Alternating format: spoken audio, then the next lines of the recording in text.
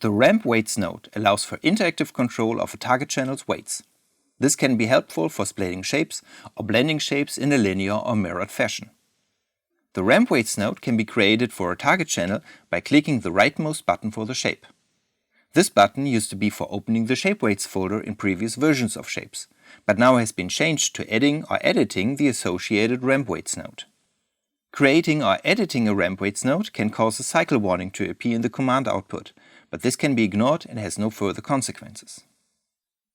To edit the node, press the ramp weights button for the target shape in the list and choose Select.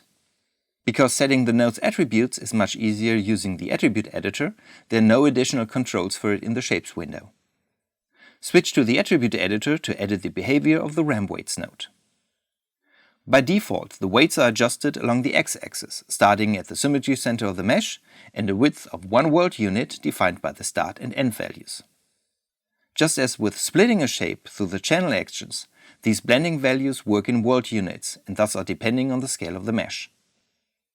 Offset moves the start and end values along their active axis.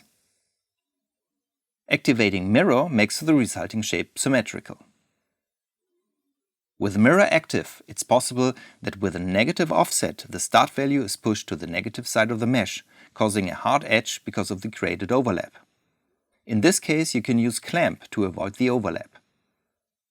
When adjusting the blend curve, the result can be made smooth again, even with a negative offset value.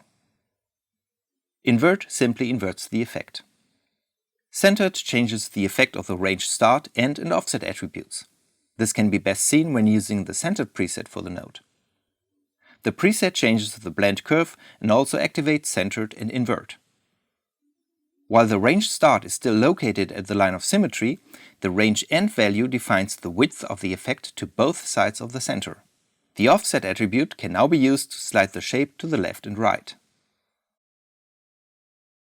The ramp weights node can also be easily controlled through any attribute in the scene through the default shape drivers in Shapes. Select the target shape with the ramp weights node attached and open the shape driver folder. Choose the type of driver and select the node in the scene which should be used to drive the node. In my case, I want the x-axis of the control influence the offset attribute of the ramp weights node. Because the selected target shape has the ramp weights attached, the shape driver folder displays the attributes of the ramp weights node. Select the attribute which should be driven and then press the ramp weights button in the target list. Choose Create Driver from the window.